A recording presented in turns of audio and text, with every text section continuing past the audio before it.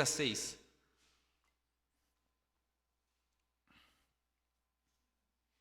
Efésios capítulo 1, versículos de 3 a 6. Como falei para os irmãos, nós vamos caminhar por um bom período aí nessa carta e espero que de fato possamos aprender bastante coisa, ser edificados, moldados, por meio do poder do Espírito Santo atuando através da sua palavra. Diz assim então a palavra do Senhor, Efésios 1, versículos 3 a 6.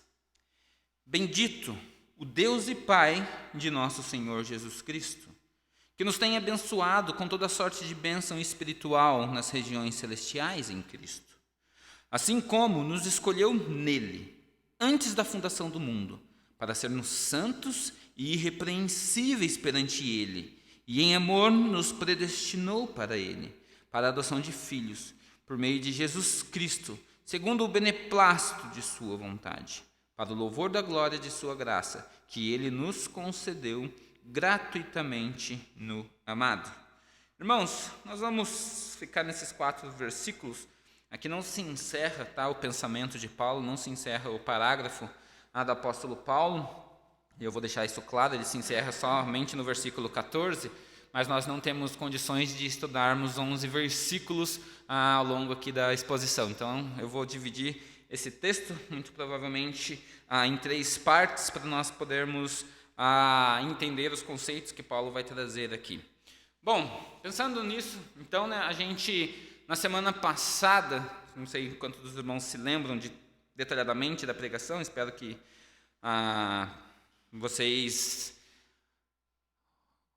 tiveram a oportunidade de ouvir novamente, foi gravado no Facebook, não sei da qualidade da gravação, eu não ouvi novamente a minha pregação, mas eu sempre leio ela novamente, para eu memorizar, isso é bom para mim, que estou também aprendendo sempre com o estudo, mas espero que os irmãos façam isso, aquele ato que a gente fala que é da vaca e do boi, de ruminar, de ficar mastigando e mastigando, engole, traz, volta, mastiga, não é muito gostoso de se pensar nisso, mas a palavra de Deus é uma boa aplicação, a gente ficar ruminando a palavra de Deus para a gente poder tirar o máximo de informação possível, de conhecimento e intimidade possível com o Senhor. E aí, pensando nisso, a gente na semana passada viu informações preciosas de Efésios, informações que iriam servir de bases, de guia para a gente poder então dar sequência aqui nos nossos estudos.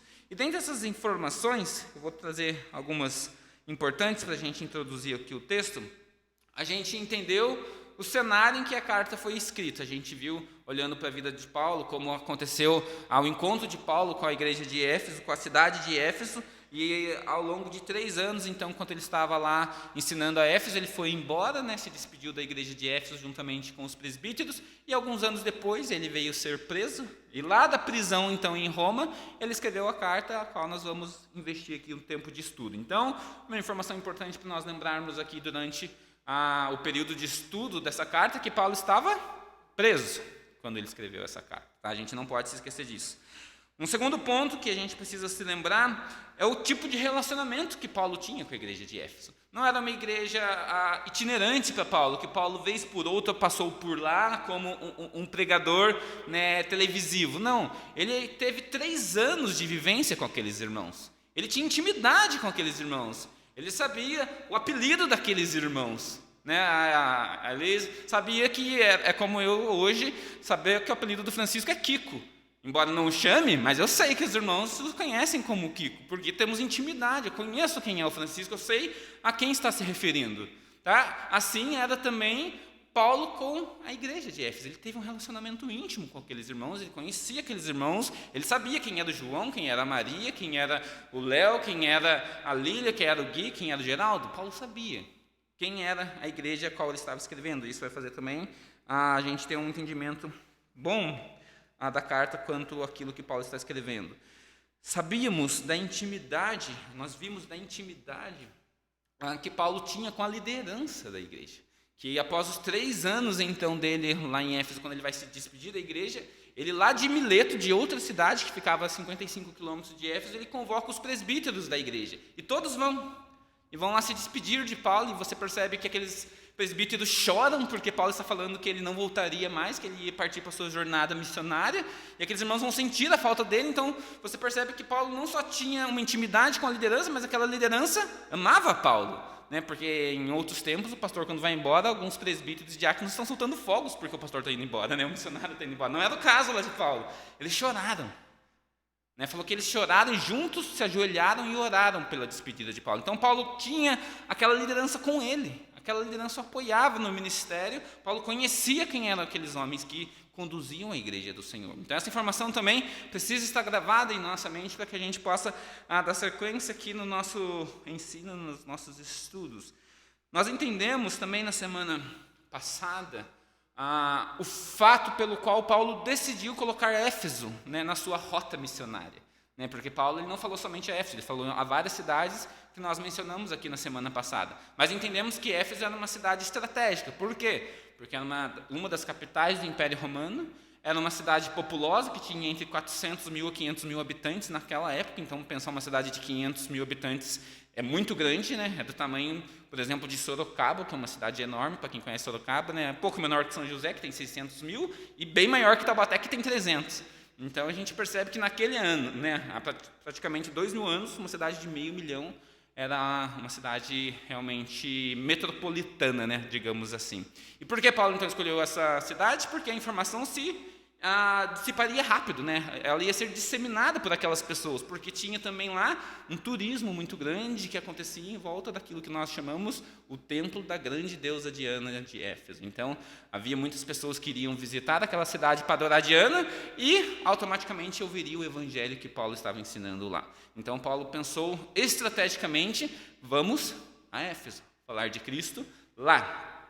E aí a gente entendeu que Paulo tinha isso planejado, né? Não foi algo que Paulo pegou Urim e Tumim lá do Antigo Testamento, quais cidades nós vamos, pum, e jogou. Não, Paulo pensou, por que eu devo ir a Éfeso? E aí Paulo respondeu algumas perguntas e entendeu que Éfeso era uma cidade estratégica. E aí, entendendo isso, então, né, a gente percebeu quão difícil seria para Paulo pregar, né, Cristo lá, visto que era uma cidade idólatra, que todos os recursos da cidade, né, ou grande parte dos recursos da cidade, girava em torno desta adoração a Diana, do templo de Diana, que foi considerado uma das maravilhas do mundo antigo. Então o negócio era grande.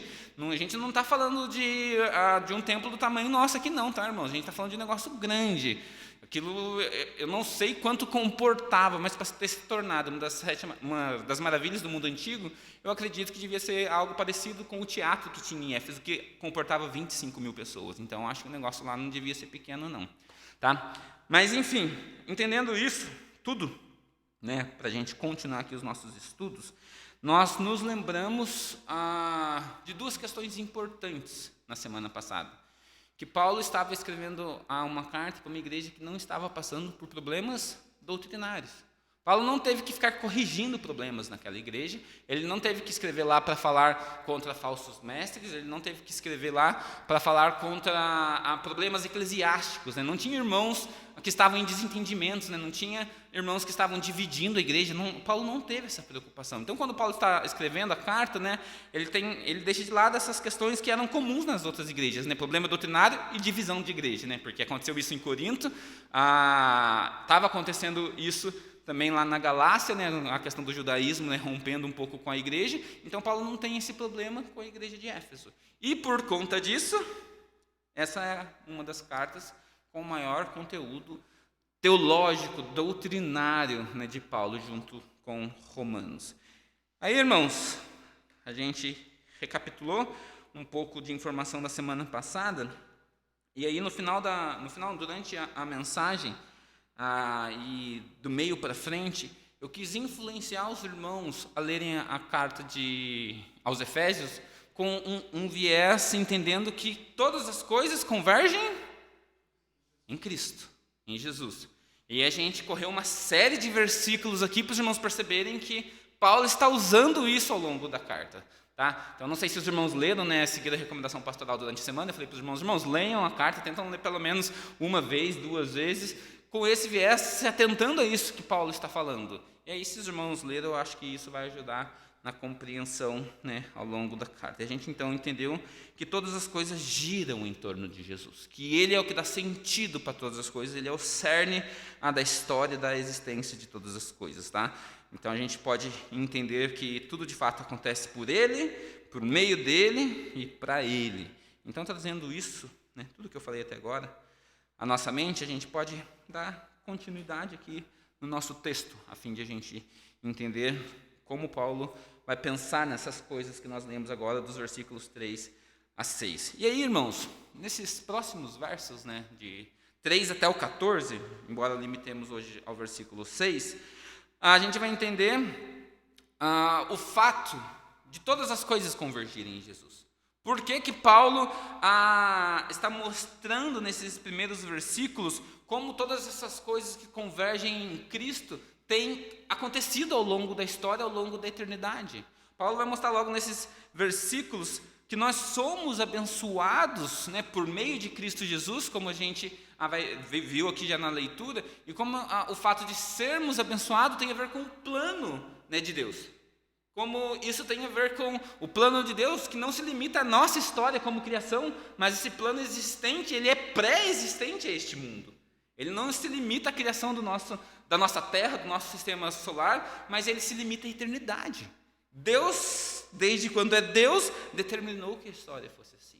E por isso, então, Paulo vai louvar ao Senhor ao longo dessa carta, e por isso ele já começa no versículo 3, logo após a saudação, né? A saudação é como se fosse um cabeçalho da carta, mas logo no versículo 3, a primeira palavra dele é bendito, ou louvado, o Deus e Pai do nosso Senhor Jesus Cristo. Quando a gente entende e percebe que Paulo inicia a carta dessa forma, nós vamos perceber, né, que no discorrer do primeiro parágrafo, desses versículos 3 ao 14, Paulo irá enumerar as bênçãos que ele, né, chama elas de celestiais, e bênçãos de todos os tipos, né, nas regiões celestiais. Esse é o nome que ele dá para as bênçãos nesse texto que a gente leu. E ele vai começar a falar de todas essas bênçãos ao longo desses versículos, do 3 ao 14. E quando ele começa a mostrar, então, essas bênçãos que acontecem para nós, por intermédio de Cristo, por meio de Jesus, ele vai mostrar que tem um propósito final. Qual que é o propósito final dessas bênçãos que alcançam as nossas vidas? O propósito final é engrandecer o Altíssimo. Esse é o propósito dessas bênçãos nos alcançar. Mas também um outro propósito é evidenciar como o plano de Deus, como a vontade de Deus, ela é imposta sobre a história, como ela governa sobre a história. E aí a gente vai perceber que todas essas coisas, elas conversam com o amor de Deus em direção a nós. Deus, ele consegue pensar em tudo isso, e em tudo isso ele está recebendo glória, nós estamos sendo abençoados, as coisas estão convergindo em Cristo, e em meio a tudo isso nós estamos sendo amados por Ele. Deus, né, sendo Deus, consegue encaixar tudo isso, né? E por isso às vezes a nossa mente entra em parafuso quando a gente quer discutir certas doutrinas e nós somos seres limitados e a gente não consegue compreender a extensão do amor de Deus, né? E por isso que Paulo ele faz exatamente essa expressão, né? Ele fala, quão profunda, né? Ele vai usar exatamente essa expressão, quão profundas são as coisas do amor de Deus, quão inescrutáveis elas são. A gente não consegue compreender, nossa mente ela é limitada para isso. E aí a gente vai perceber então Paulo caminhando nessa direção, que ele derramando o seu amor por nós, mostrando também para nós o amor que vem de Deus para conosco por meio de Cristo Jesus. Mas olha, só para os irmãos terem ideia do que ele fala no versículo 18. Ele fala assim, versículo 17 e 18, para que o Deus de nosso Senhor Jesus Cristo, o Pai da glória, vos conceda espírito de sabedoria, de revelação, no pleno conhecimento dele. Paulo orando para que os efésios entendessem a questão do amor de Deus. Iluminados os vossos olhos do coração, para saberdes qual é a esperança do seu chamamento, qual a riqueza da glória das suas heranças, e qual a suprema grandeza do seu poder, para com os que cremos, segundo a eficácia do seu poder, o qual ele exerceu em Cristo. E ele vai começar a mostrar que ele está intercedendo para que aqueles irmãos, e obviamente nós, futuramente, tenhamos entendimento desse mistério que é o amor de Deus, essa vocação de Deus, tá bom? Então a gente precisa entender que Paulo, tudo que ele vai falar daqui em diante são questões sobrenaturais. Questões que estão limitadas ao exercício do poder de Deus. Por isso que ele chama ela de bênçãos celestiais, bênçãos espirituais que habitam nas regiões celestiais. Porque não são coisas que nós, como homens humanos, podemos fazer. Tá bom? E aí, vamos de fato entrar no texto, versículo 3.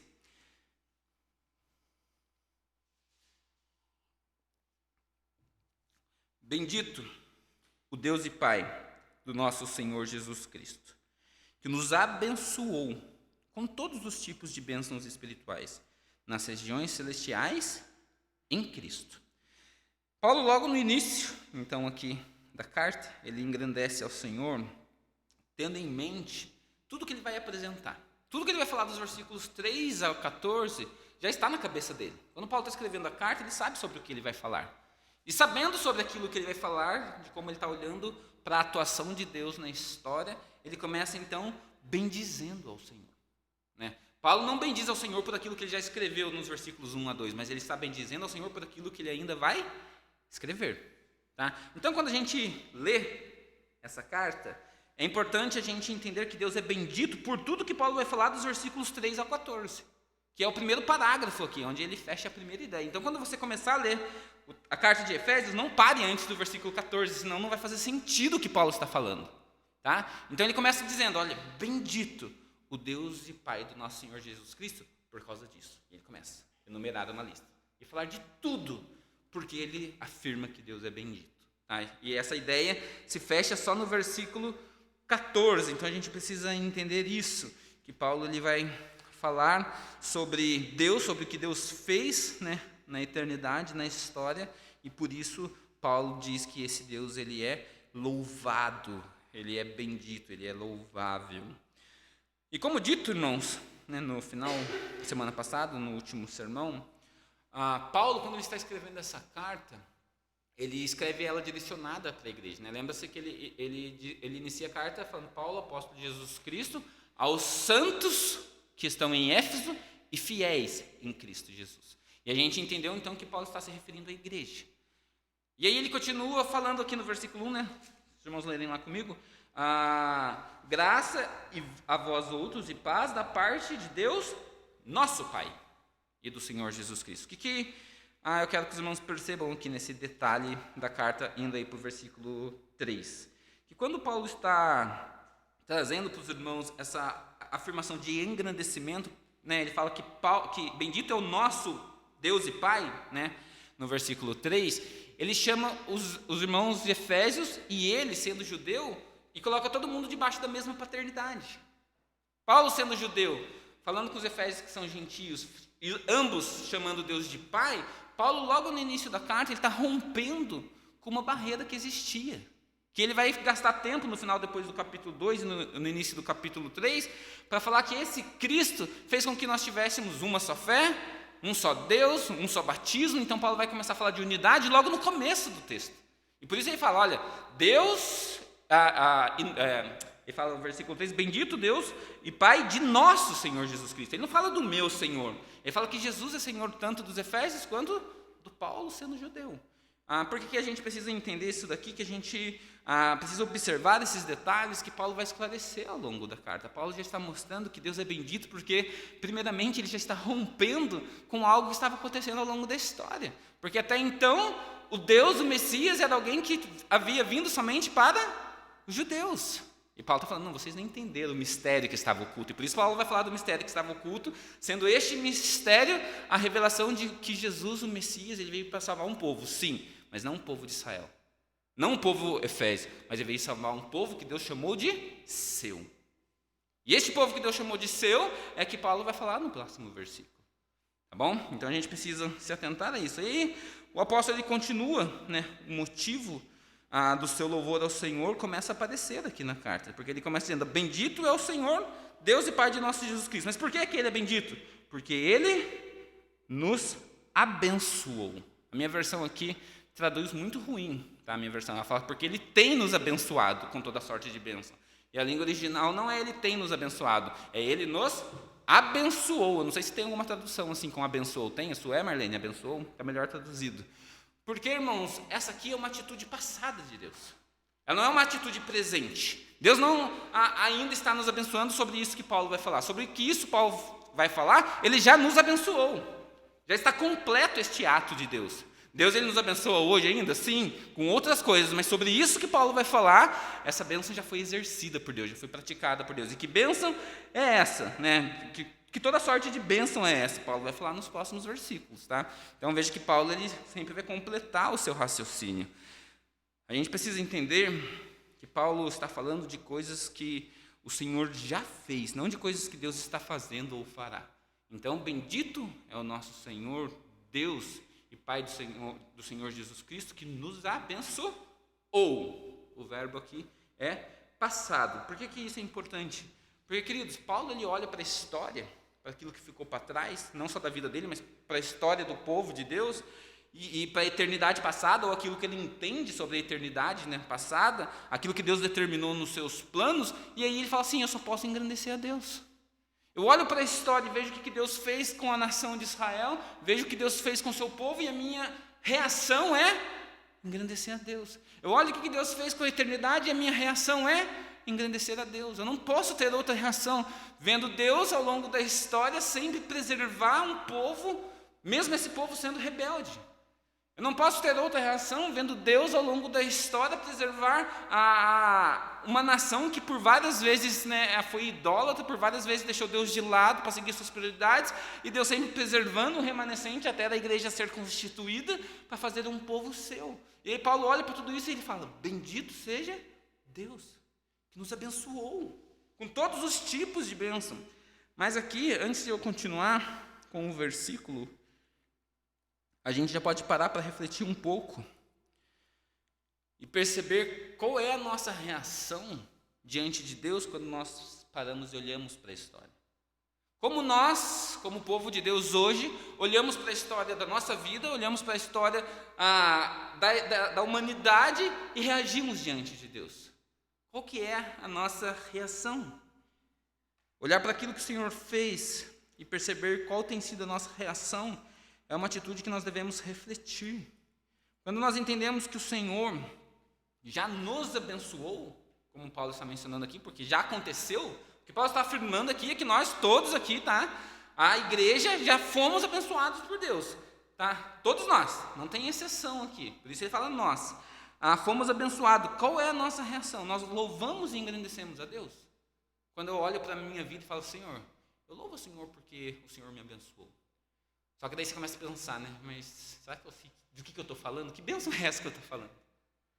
É isso que Paulo vai trabalhar na mente dos irmãos efésios, é isso que ele quer trabalhar na nossa mente. Mas quando a gente olha então para essa história, né, da nossa vida, de como Deus nos conduziu até aqui, de como estamos hoje aqui, qual é a nossa reação diante do Senhor? Nós louvamos a Ele, nós engrandecemos a Ele. Eu olho para a história da minha vida e falo, bendito o Senhor Deus e Pai do meu Senhor, do nosso Senhor Jesus Cristo.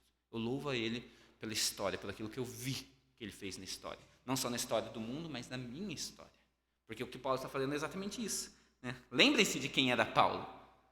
E Paulo está olhando, um homem que perseguiu a igreja, um homem que matou, que deu carta branca para matar, que buscou uma carta branca para matar, e é nesse processo que ele é convertido. Ele então é alcançado pela graça de Cristo. E ele olha, enxerga que ele não é merecedor dessa graça. E ele fala, bendito seja Deus e Pai do nosso Senhor Jesus Cristo. Qual é a minha reação? Qual é a sua reação diante da nossa história? E então, queridos, continuando aqui com o texto, Paulo demonstra que as bênçãos, elas não são terrenas e nem únicas. Ele não fala assim, olha, toda sorte de bênção e para, mas ele dá uma qualidade para esse tipo de bênção, né? Ele classifica essa bênção. São bênçãos espirituais, tá? Bênçãos espirituais, entendam bem, nas regiões celestiais. Ele qualifica o tipo de bênção que está sendo concedida a nós aqui, com as bênçãos que o Senhor nos abençoou. Que todas elas foram concedidas naquele em quem tudo converge, em Cristo, certo? Que Nós fomos abençoados com toda sorte de bênção espiritual nas regiões celestiais em Cristo.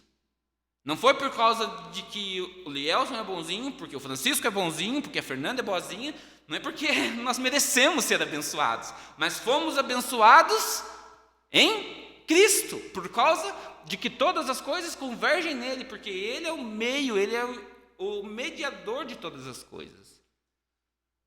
E aí, quando a gente percebe que nós somos abençoados por causa de Cristo e em Cristo, isso traz luz àquilo que nós falamos, né? Já na semana passada e agora no início da pregação, que todas as coisas acontecem por causa dele, por ele e para ele, por causa de Jesus. É por causa de Cristo que nós fomos abençoados. Não tem a ver com nossos méritos, não é porque o Everton é bonzinho e todo mundo da igreja aqui sabe que ele é bonzinho, que você pode contar com ele. Mesmo assim, a Bíblia fala que não havia nada de bom em nós. Não é porque o Everton ou qualquer um de nós somos bonzinhos, mas é por causa de Cristo que nós fomos abençoados.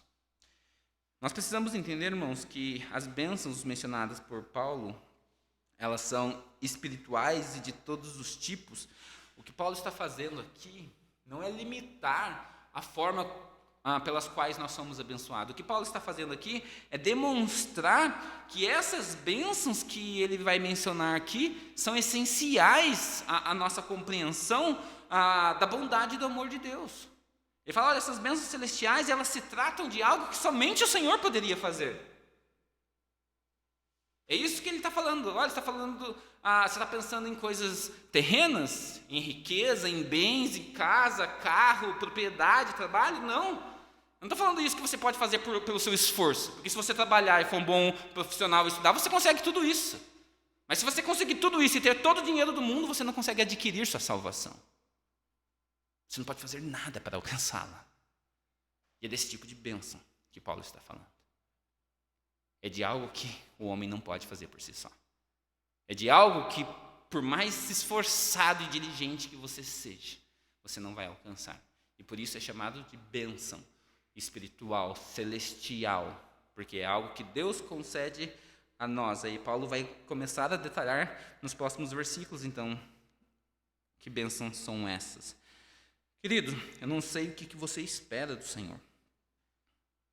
Eu não sei que tipos de bênçãos você almeja.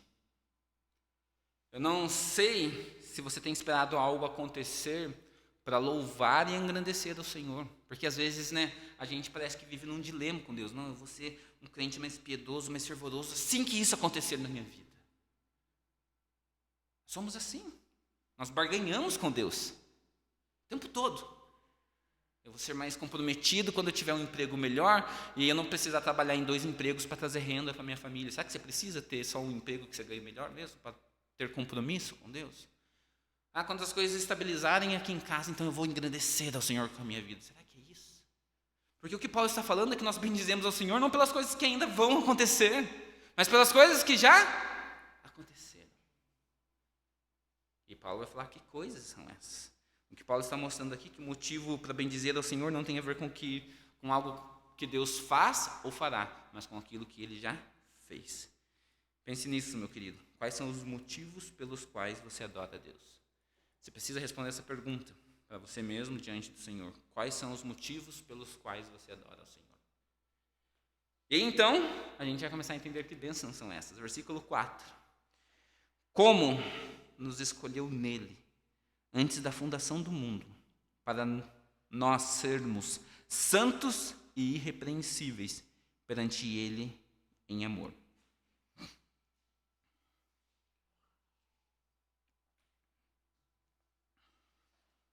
Eu não sei como a sua Bíblia traduz o início desse versículo. A minha traduz assim como. A ideia aqui é de conformidade. O que está no raciocínio de Paulo? Paulo está falando assim, olha, bendito é Deus pelas bênçãos que Ele fez ao longo da eternidade dessa história. Conforme essas bênçãos que eu irei mencionar. De acordo com essas bênçãos que eu irei mencionar. Segundo essas bênçãos que eu irei mencionar. E qual é a primeira bênção? Ele nos escolheu, antes da fundação do mundo, para nós sermos santos e irrepreensíveis perante Ele em amor. Queridos, Paulo começa a expor esses tipos de bênçãos espirituais, e você precisa entender que essa lista, né, que ele vai falar até o versículo 14, ela não é exaustiva, ela é uma lista ilustrativa. Ele está mostrando algumas das bênçãos celestiais que nós obtivemos em Deus, tá? Porque nós temos muito mais bênçãos celestiais que Paulo não irá mencionar aqui. Mas essas são ilustrativas, pelas quais ele quer fazer com que os irmãos efésios tenham e cheguem à conclusão de que, nossa, isso é suficiente para eu bendizer a Deus. Não preciso mais do que isso para bendizer a Deus. Então, conforme essa bênção, essa primeira bênção que Paulo menciona, o Senhor nos escolheu nele mesmo. Queridos, essa primeira bênção apontada pelo apóstolo tem a ver com o fato de o Senhor ter nos escolhido nele mesmo, em si mesmo, pelo seu próprio decreto, pela sua própria vontade, antes da fundação do mundo, né? E percebam que esse aqui é outro passo decorrente no passado, porque primeiro Deus abençoou, né? Ação completa que já ficou atrás. Agora Ele nos escolheu, Ele não está nos escolhendo. A lista não é viva, ela não é dinâmica, ela não está acontecendo. Paulo falou que Ele nos escolheu, ponto. Essa ação já está concluída. Isso já foi, já aconteceu. Deus não está fazendo uma listinha aqui, escrevendo, Marlene. Puxa, Marlene pisou na bola, vou pagar. Marlene, não está acontecendo isso. Deus escreveu. O povo está definido. Tudo isso antes da fundação e do mundo. E por que ele fez isso? Porque ele sabia que a Marlene seria boa? Não, ele fez isso baseado nele mesmo. Em seu próprio amor, como diz o final do versículo. Ele fez isso em amor. Esse primeiro ponto, né, da afirmação de Paulo é uma indicação, né? Ele usa um tempo indicativo do verbo da língua grega. O apóstolo simplesmente está fazendo um registro aqui. Ele não está abrindo para discussão. Ele está falando assim, deixa eu contar uma coisa para vocês. Sabe por que Deus é bendito? Sabe por que Ele precisa ser louvado? Porque Ele nos abençoou. E uma dessas bênçãos eu vou contar para vocês. Ele nos escolheu antes da fundação do mundo. Ponto. Ele não falou porque eu acho que Ele nos escolheu. Olha aqui, o que vocês pensam sobre a eleição? Ele não está falando nada disso. Ele faz um registro aqui, o Senhor nos escolheu antes da fundação do mundo. Queridos, obviamente, tá? O apóstolo, quando ele escreve isso, ele não está pensando em calvinismo. Tá? Mesmo porque Calvino vem depois de Paulo. Quando Calvino estava lendo isso, Calvino também não estava pensando em calvinismo, porque quem criou o calvinismo foram os seguidores de Calvino. Quando Paulo está escrevendo isso, ele é inspirado por Deus para falar de uma coisa para nós. O Senhor é gracioso. Ele não olha para se você merece ou não, porque se ele olhasse isso, ele não escolheria ninguém. Ele nos escolheu por causa do seu amor. E ele, encerra a discussão. Paulo está olhando, queridos, para as Escrituras, para a história, e vendo que o Senhor escolheu um povo para si mesmo, antes mesmo de o povo ser formado. Ele faz isso, inclusive, para tirar o povo do Egito. Ele fala assim para o povo de Israel, olha, eu não escolhi vocês porque vocês eram bons, porque vocês eram os mais fortes, porque vocês eram os melhores, mas escolhi vocês por causa da minha misericórdia. Porque eu sou um Deus bom. E Deus faz isso com um povo, numa nação, numa etnia, para mostrar para toda a terra que existe um Deus diferente em Israel, para que isso pudesse ter uma repercussão em toda a história como teve, mas ele faz isso de uma forma geral antes de existir mundo. Não agora fazendo a menção à nação de Israel, mas fazendo menção àquilo que ele vai chamar de seu povo. O povo escolhido dele. Você pode gostar ou não do termo, tá? O termo para mim é o que pouco importa, mas aqui o que importa para mim, como crente em Jesus Cristo, é que o Senhor nos salvou por causa do seu amor. Ele nos escolheu por causa do seu amor. Porque eu não era bom, você não era bom, mas Deus resolveu nos abençoar em Cristo Jesus. E uma dessas bênçãos é que Ele nos escolheu antes da fundação do mundo. Isso é um privilégio. Isso é amor. Isso é graça. Paulo engrandece o Senhor por entender que não houve interferência nenhuma de sua parte para que o Senhor o escolhesse. Paulo não era o preferido de Deus para que ele fosse salvo. Muito pelo contrário, Paulo entende que ele mesmo vai falar a respeito de si. Eu era o menor, eu sou o menor dos apóstolos, porque persegui a igreja de Cristo. Paulo sabia quem ele era. E porque Paulo sabia quem ele era, né, e Paulo vai falar isso em uma das suas cartas, se não me engano, aos Filipenses, para que Deus evidenciasse ainda mais a graça nele, foi por isso que o Senhor o escolheu. Mesmo ele sendo quem ele era. Paulo, ele olha para a história, ele olha para a eternidade e fala, olha, eu não pude fazer nada, mas o Senhor ainda assim me escolheu. O Senhor decidiu amar Paulo, assim como ele fez com todos aqueles que fazem parte do seu povo, do povo que Deus chama de seu. Ele decidiu amar. Ele decidiu amar. Não fomos nós, mas o Senhor nos amou primeiro. O Senhor nos amou primeiro. Queridos, a ideia aqui da expressão que Paulo usa, né, para falar antes da fundação do mundo, tem a ideia que nós temos aqui de lançamento. O conceito daquele produto nem foi apresentado ainda. Antes de o mundo ser lançado, antes de o mundo ter fundamentos, o Senhor já havia tomado uma decisão. Eu vou fazer um povo, e este povo será constituído por essas pessoas. E Deus foi lá, né, escreveu. Embora não faça parte da minha pregação aqui, Apocalipse 13:8. Vou fazer menção a essa ilustração que eu fiz em relação a Marlene, de que o Senhor não está escrevendo, tirando o nome de ninguém. Diz assim, Apocalipse 13:8. E adorá-lo-ão todos os que habitam sobre a terra, aqueles cujos nomes não foram escritos no livro da vida do Cordeiro, que foi morto desde a fundação do mundo. Os nomes que não foram escritos no livro da vida do Cordeiro, desde a fundação do mundo. Ou seja, está escrito. Ninguém está tirando, ninguém está colocando. Deus já o determinou. Apocalipse 17:8. A besta que viste era e não é, está para emergir do abismo e caminha para a destruição.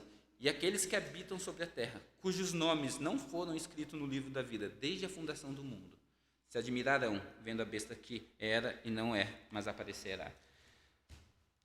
Esses nomes estão escritos, né, que fazem parte do povo, bem como aqueles que não estão, já estão determinados pelo Senhor.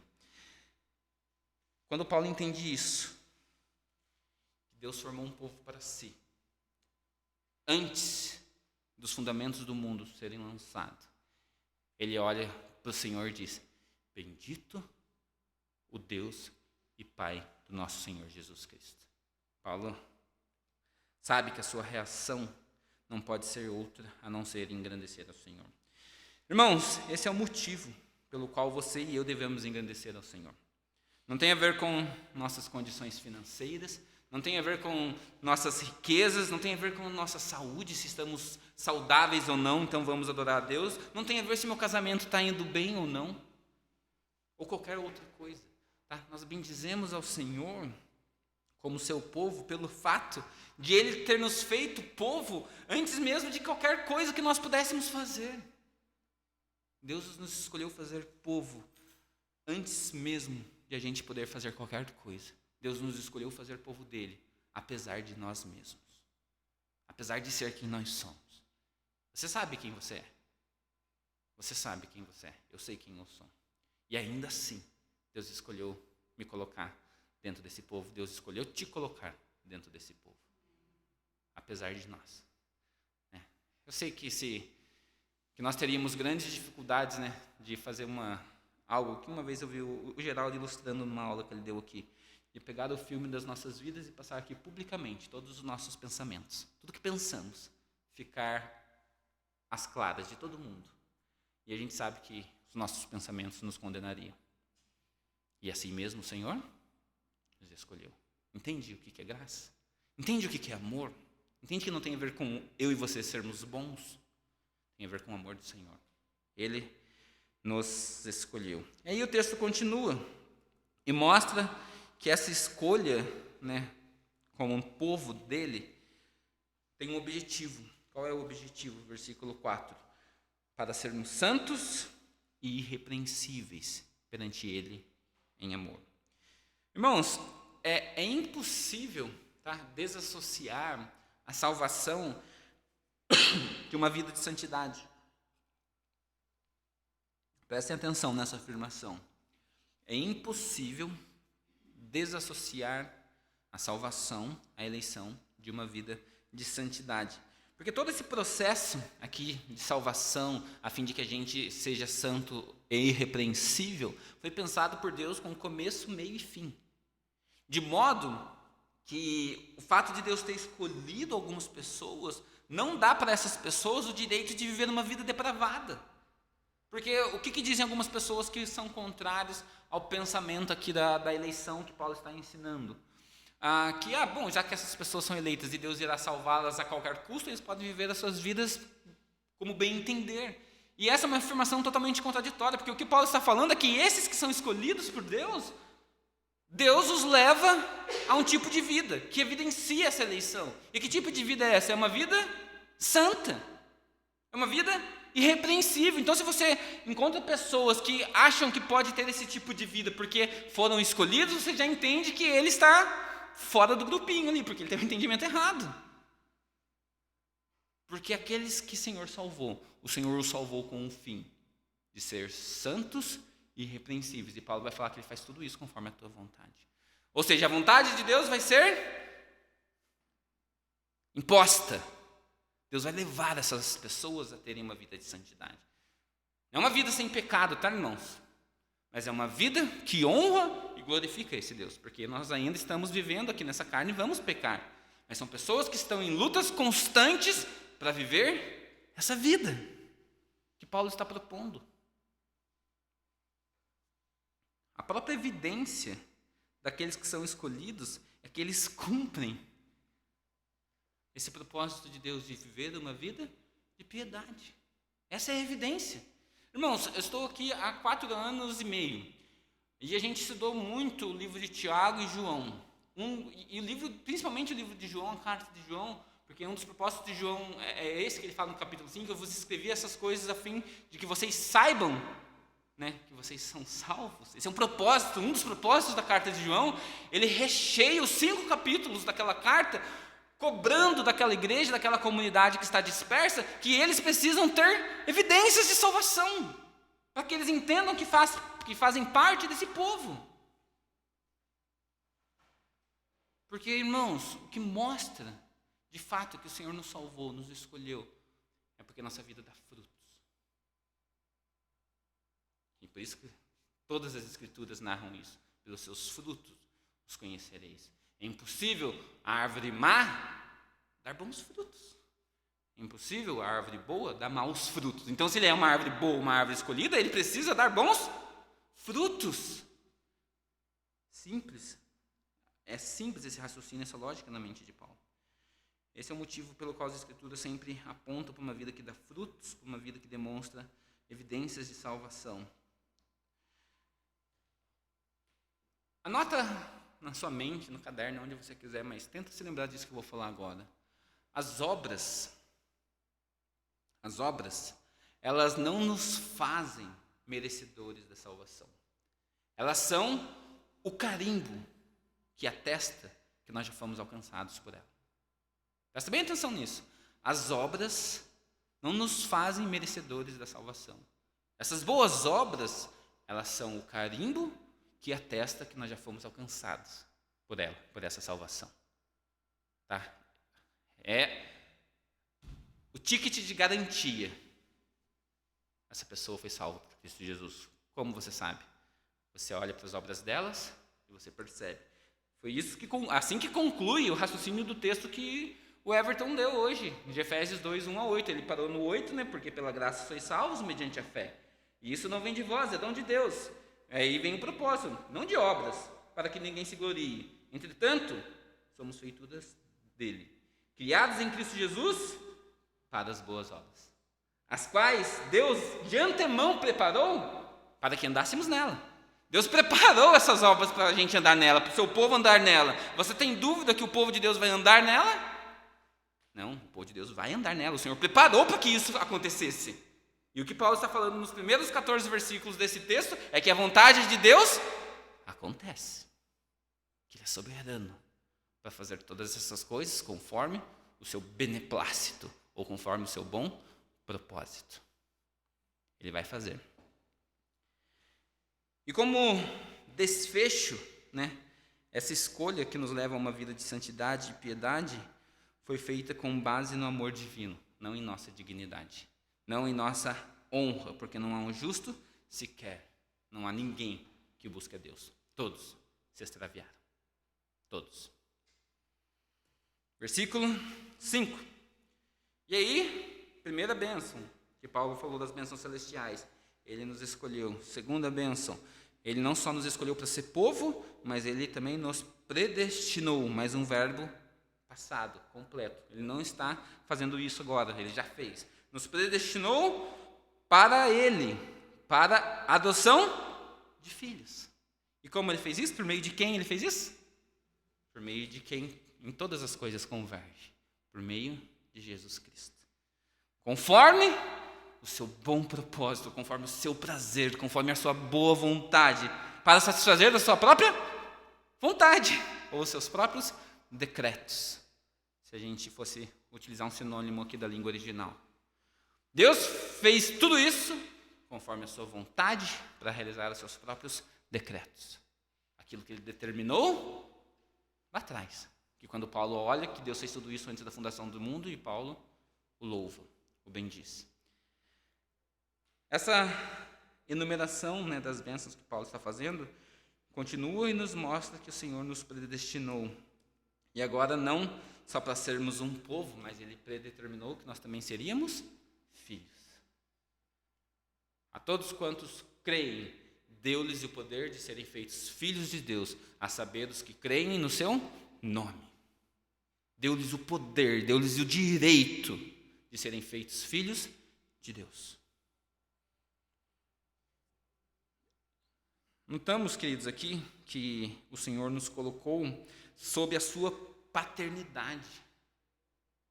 E junto com o primogênito, nós agora nos tornamos cordeiros da promessa.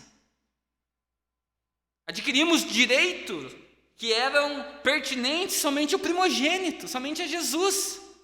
Jesus, ele era o dono de todos esses direitos. E porque todas as coisas convergem nele, Cristo foi até aquela cruz e fez com que aquele povo não fosse somente um povo, mas agora se tornasse filhos desse Deus, tornando-nos cordeiros da promessa, por meio do primogênito. Entende o que isso quer dizer? É com você, não sei aqui, tem alguém que é filho único aqui? Não, né? Ah, Fernanda, vamos lá, vou usar você então, Fernanda, aqui de exemplo.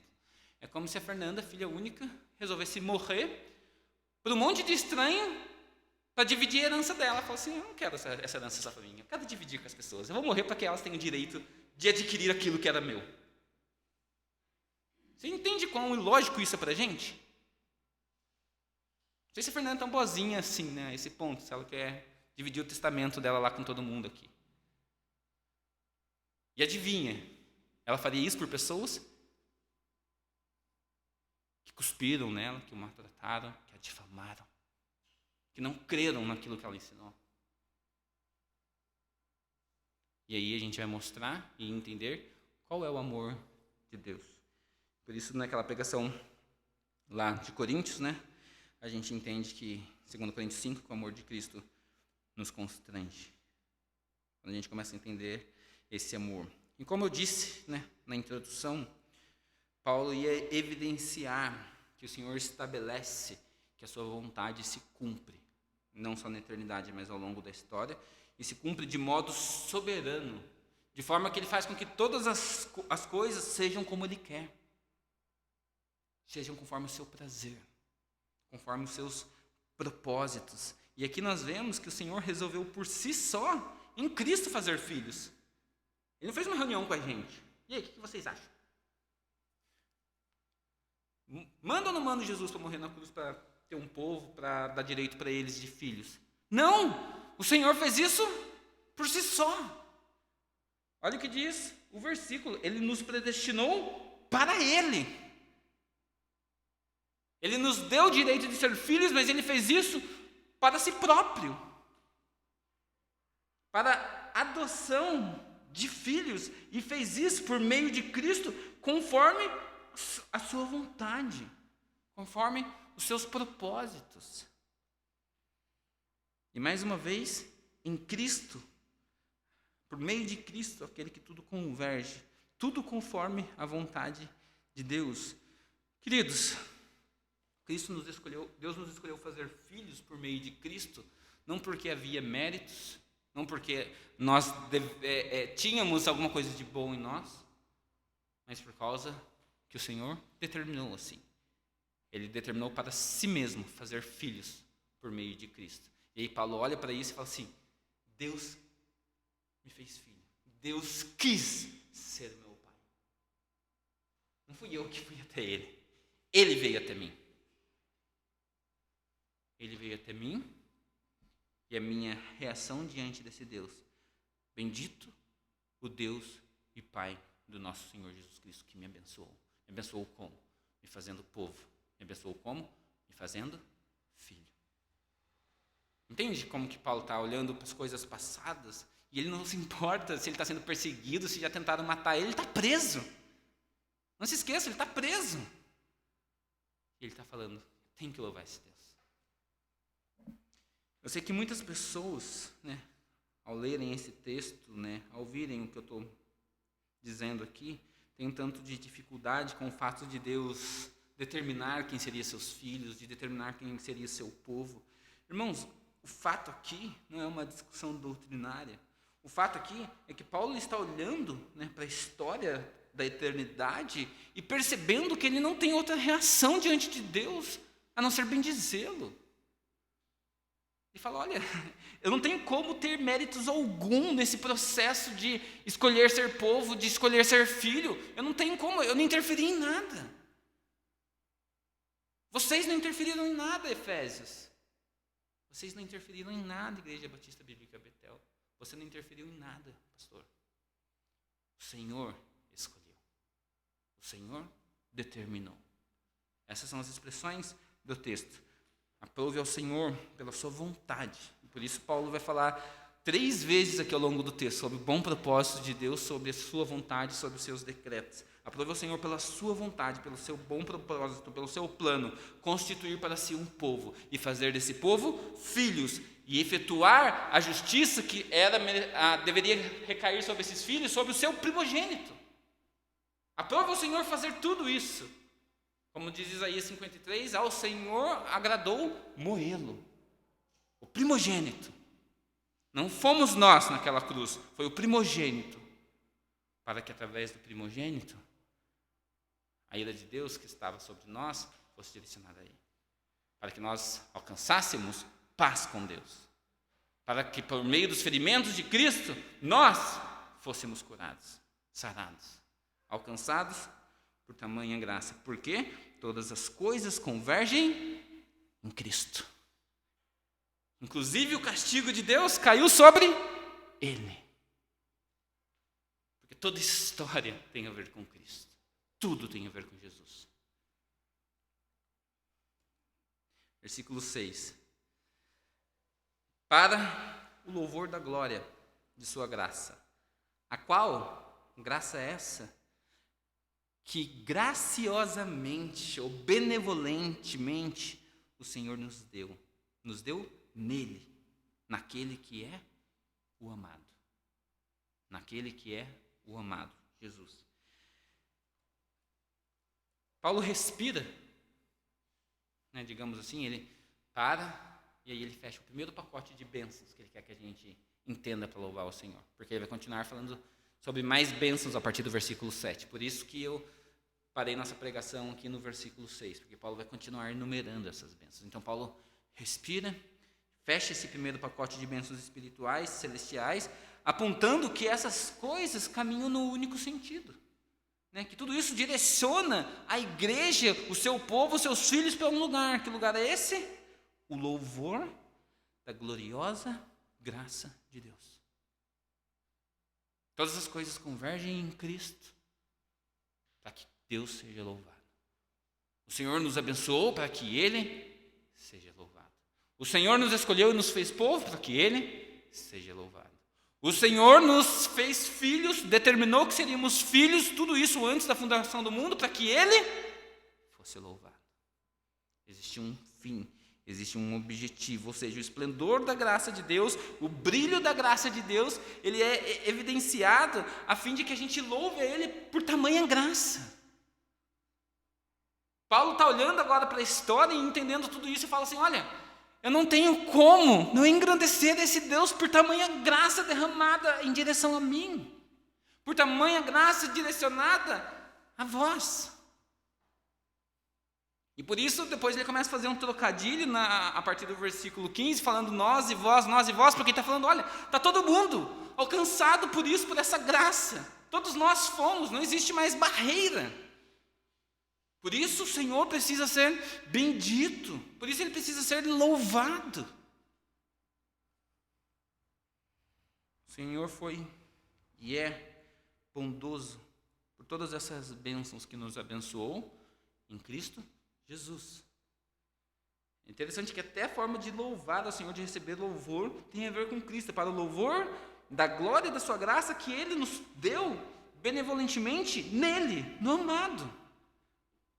Resolver nos abençoar, resolver derramar graça sobre nossas vidas tem a ver com o fato de Deus amar a Cristo, o amado, aquele que é amado. Essa é a expressão aqui de um verbo, particípio, que evidencia aquele que Ele quer chamar a atenção, aquele que é o amado. É por causa dele que essa graça foi direcionada a vocês. O alvo e motivo do amor do Pai é o seu próprio Filho, em quem todas as coisas convergem, em quem tudo faz sentido.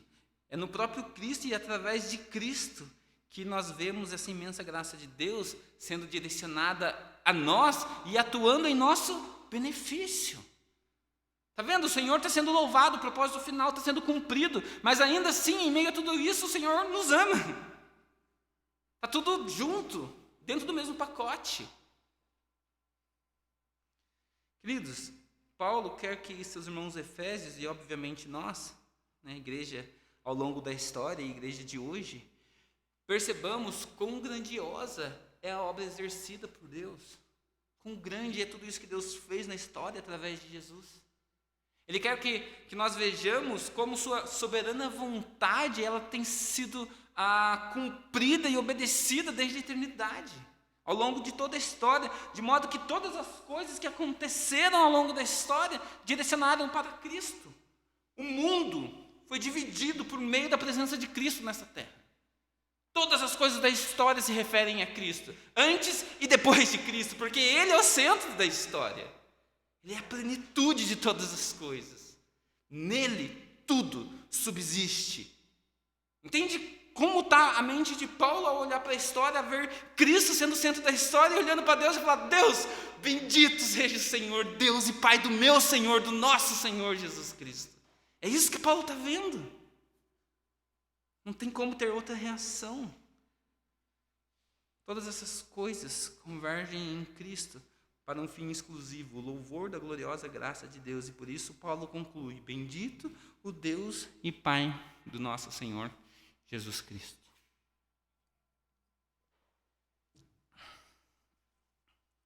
Grande pergunta, queridos, em relação a tudo isso que a gente ouviu, ao fato de Deus nos abençoar, ou nos ter abençoado, fazendo jus aqui ao verbo, ao fato de Deus nos ter escolhido, ao fato de Deus ter determinado que seríamos seus filhos, todas essas coisas nos levam a engrandecer a Deus? Isso é suficiente para você? Engrandecer ao Senhor? A sua reação diante de todas essas verdades que Paulo traz aqui, como eu falei para os irmãos, é um indicativo.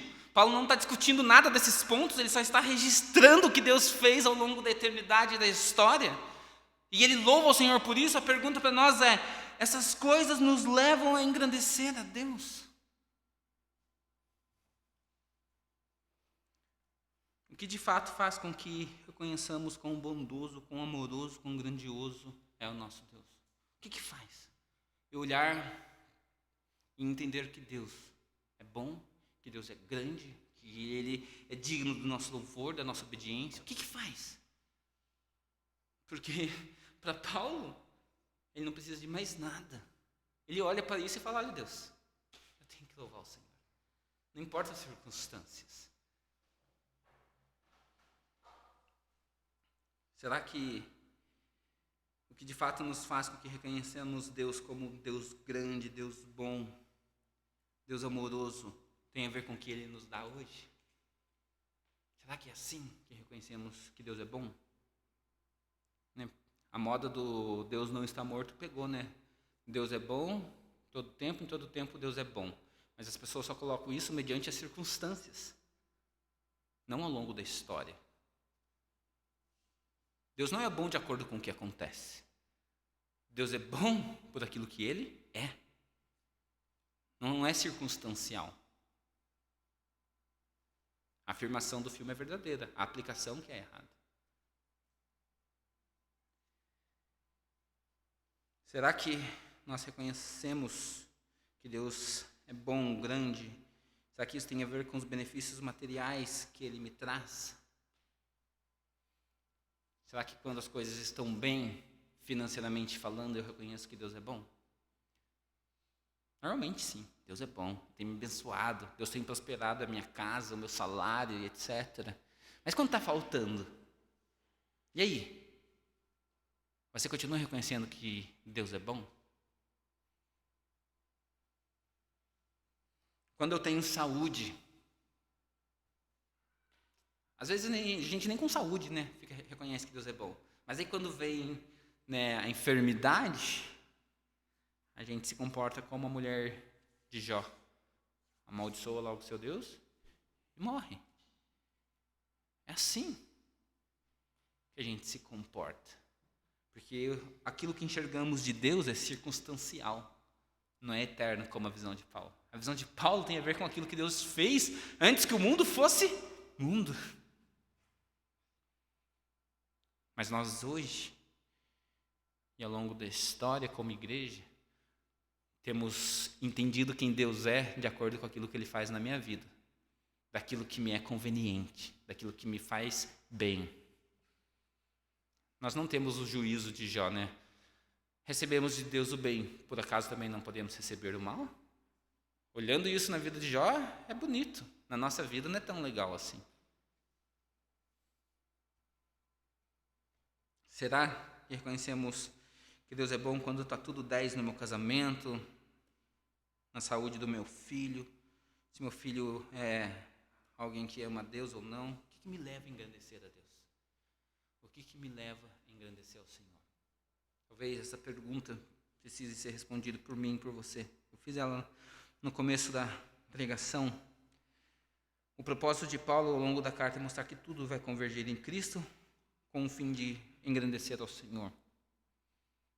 E isso precisa refletir em nossa vida. Todas as nossas coisas, tudo que fazemos, tudo que planejamos, tudo que somos, precisa convergir em Jesus com o único fim, engrandecer a Deus. Se você não sabe a resposta dessa pergunta, se seus planos não direcionam para que todas as coisas convirjam em Cristo, talvez a sua vida cristã está desorientada. E você precisa rever planos, rever pressupostos, rever conceitos, rever tradições, rever como você educa, ensina a sua família, como você se comporta diante de Deus. Talvez nós, e eu me incluo nisso, por isso que eu estou falando, nós precisamos rever tudo isso. A conclusão que eu tiro de tudo isso, olhando para esse texto, é que todas as coisas acontecem e acontecerão conforme a vontade soberana de Deus. É um registro, irmãos. Eu não estou abrindo para discussão, isso é um fato histórico. Todas as coisas acontecem e acontecerão conforme a vontade de Deus. Isso não muda. E isso fez, faz e fará que todas as coisas convirjam em Cristo. Se a vontade de Deus permanece ao longo de toda a história e irá permanecer, logo todas as coisas vão cumprir o seu propósito, que é convergir em Cristo. quando no fim dos tempos todo joelho irá se dobrar diante dele e reconhecer que ele é Senhor. Onde ele virá e reinará com seu cetro de ferro, onde receberá a glória devida ao seu nome. E entendendo então que todas essas coisas convergem em Cristo, elas terão um fim único: devolver a glória ao Altíssimo, ao Deus Pai. E qual que é a nossa participação nesse processo? Bendizer a Deus e Pai do nosso Senhor Jesus Cristo. É o nosso único papel, que a gente não fez nada da história. Somos coadjuvantes nessa história, onde a personagem principal é Jesus, onde o roteirista é Deus. E você e eu estamos de passagem para que o filme termine como Deus quer. Nós não vamos alterar o roteiro. Não pense que as suas escolhas alteram o roteiro de Deus. Não pense que as suas escolhas tiram o foco do personagem principal. Cristo, tudo converge nele. Todas as coisas são por meio dele, para ele, e sempre irão direcionar glória ao nosso Deus Pai. Amém? Vamos orar? Senhor Deus, agradecemos ao Senhor por mais esta noite. Louvamos ao Senhor pela Tua palavra. Obrigado porque o apóstolo Paulo foi instrumento do Senhor para falar à igreja de Éfeso e para falar da nossa igreja hoje, nesta noite. Obrigado porque entendemos, olhando para a eternidade, olhando para a história, que o Senhor governa sobre todas as coisas, que a sua vontade prevalece sobre todas as coisas, que em Cristo tudo converge, tudo faz sentido, Ele é a plenitude de todas as coisas. E nós, aqui, nesta terra, estamos para reconhecer quão grande é o Senhor, para reconhecer que o Senhor é bendito, para reconhecer que o Senhor é digno de toda a honra e toda a glória. Ajuda-nos neste papel de adoradores que nós temos, pois foi para isso que o Senhor nos criou. A adoração nunca irá cessar. O Senhor nos criou para sermos adoradores eternos do Senhor. Nos ajude a exercer isso nesta terra, porque Deus, é exatamente isso que queremos fazer por toda a eternidade. Então que comecemos já, como filhos do Senhor, a desfrutar um pouco daquilo que o Senhor tem preparado para nós na eternidade, sendo adoradores que adoram o Senhor em espírito e em verdade. Louvamos ao Senhor, porque essa escolha de ser povo não tem a ver conosco. Louvamos ao Senhor pelo fato de o Senhor ter determinado na eternidade que seríamos teus filhos, também não tem a ver conosco. Porque se tivesse a ver conosco, Deus, estaríamos todos condenados. Mas louvado seja o Senhor, porque tudo isso foi feito em amor e através de Cristo Jesus. Ele teve mérito. Todos os méritos são dele. Jesus é aquele que diante dos portões dos céus, eles se abrem. Obrigado porque o Senhor Jesus fez com que aqueles portões se abrissem, fez com que o véu se rasgasse. Obrigado porque por causa de Cristo nós somos reconciliados novamente com o Senhor. Despede-nos, ó Deus, na Tua paz e nos ajuda a lembrar dessas verdades ensinadas pelo Teu apóstolo. Verdades preciosas, verdades absolutas, que não mudam, ó Deus, ao longo do tempo, que não mudam ao longo da história. O Senhor é o mesmo Deus ontem, hoje e eternamente. Louvamos ao Senhor, porque o Senhor é o único capaz de ser imutável. Engrandecido seja o Senhor, bendito seja o Deus e Pai do nosso Senhor Jesus Cristo, no nome de quem nós oramos. Amém. Irmãos, uma oração silenciosa. Nós estamos despedidos por hoje. Deus abençoe os irmãos. Uma ótima semana a todos nós.